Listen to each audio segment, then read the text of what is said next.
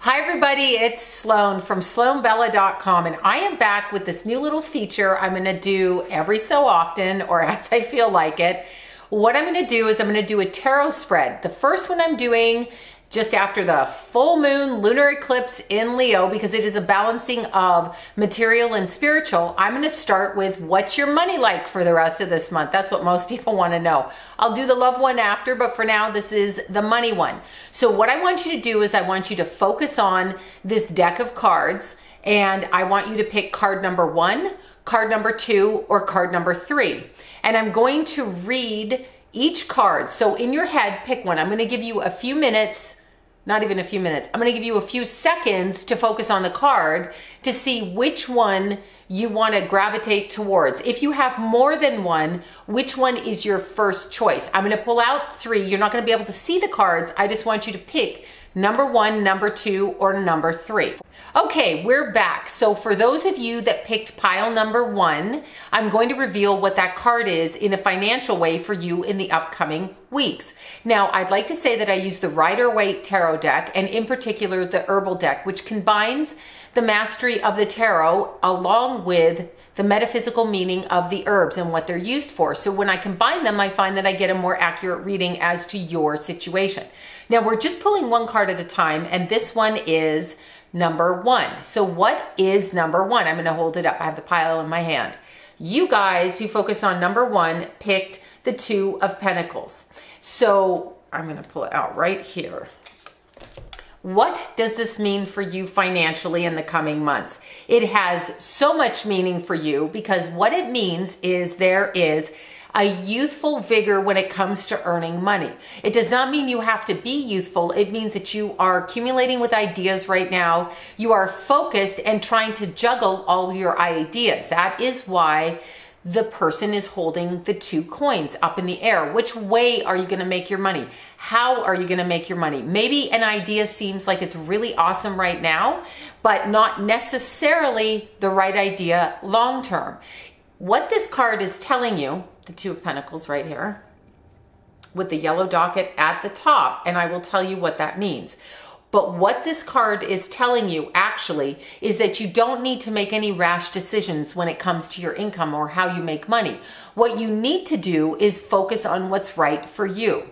And the yellow docket's really quite interesting because it's a very common plant, but it's a thread throughout things. And really what it is it can be used as a tonic to clear away things that are no longer necessary. So it is something that can open the energy so that you can see things that are really in tune with who you are.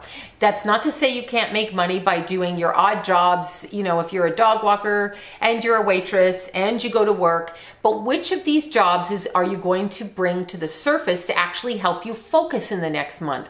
And by focus, I mean, what are your goals in a material sense? So that has to be determined before you act in a scattered way. That's kind of what this card is telling you. It's a really good card to remind you to start focusing on what is needed in the next steps to bring your ideas into fruition financially. So even if you're starting with a beginning project, you've written a screenplay, you've started a video game, you're doing an app, you're opening a business, you're becoming a trainer, you're becoming a dog groomer. I love to say dog walker, dog groomer.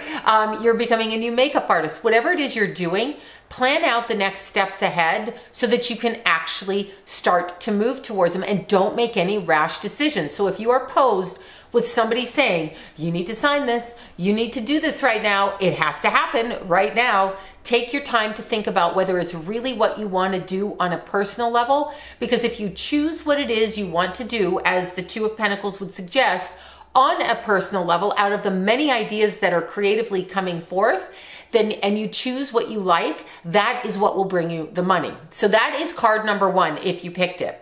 Now, for those of you that pick card number 2, it's a doozy. Some of my clients actually call it their own personal card because they have a misinterpretation of the meaning.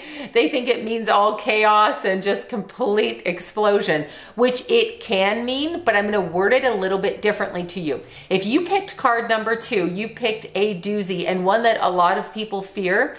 I welcome it because I welcome change.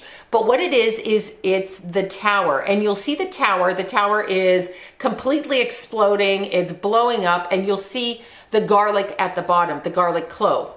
Having just done 2 weeks worth of eating raw garlic, and I will just give you a little tidbit about that since we're talking about garlic, and this is not part of your tarot reading. But if you are using garlic to cleanse, and that is what the card means, it will remove what is in your path that stands in your way financially in a big way. So you could be running a Fortune 500 company and get ousted because you are not on the right path, you're not behaving in the right way, you are not doing what's best for you, because that's what garlic does. It eliminates and eradicates disease and harmful things within the body, the structure of the body. So as I was saying, when I was eating the garlic, because I had this terrible cold that would not go away, and I was assuming it was from inflammation, blah, blah, blah, I started to chew on 2 raw garlic cloves every morning. Also pissing off my clients when I breathe on them, because you really can't get rid of the smell of garlic. But if you drink it with a little bit of milk, it actually takes away that burning sensation that you get on your tongue that is unbelievable when you chew into raw garlic. Now, the tower tells me financially that you've gotten yourself into some sort of issue that you cannot keep up with. What does this mean? It means actually that, let's say you're $50,000 in debt with credit cards, you're constantly borrowing money, you're borrowing money from Peter to pay Paul or Paul to pay Peter, whichever one it is, you're going back and forth, you're extending yourself in a way that is not harmonious to you. So that is like having a major flu and being unable to get rid of it. You cannot do the other things in your life to maintain yourself in a positive direction. So the flu has to be purged from your body. And that's what garlic does. It actually purges things. So when it's in combination with the tower, this is a card of purging. So when this shows up in your financial circumstances, no, it doesn't mean you're going to go broke. It means you are purging what blocks you from making the money that you want. So number 2 is asking you to get rid of those things that are not necessary. Of course, this would include all of your spending ventures with the exception of Starbucks, because I truly believe that that is necessary. Having said that, whatever you're spending your money on that is a waste, wasting your energy, wasting your time. Maybe you're one of those people that emotionally shops. So every time they get into an argument, they leave the house and they go shopping. They buy something, even if it's like at the dollar store, because they need to relieve stress. So even though that's not a lot of money, it might be getting in the way and interfering with your productivity and creativity in deciding how you're going to change your circumstances and therefore earn a different kind of income. So that is what card number 2 is telling you, the tower with the garlic. I love the garlic. I've stopped eating it every day and I'm feeling much better. Thank you. Now we're going on to the 3rd card. So for those of you that pick card number 3, this is your card. It is the 10 of Wands. And you have prickly ash bark as your herb. Now this is a very interesting card. I love wands mainly because I am a wand, which is an information giver. So I love wands because it brings you information.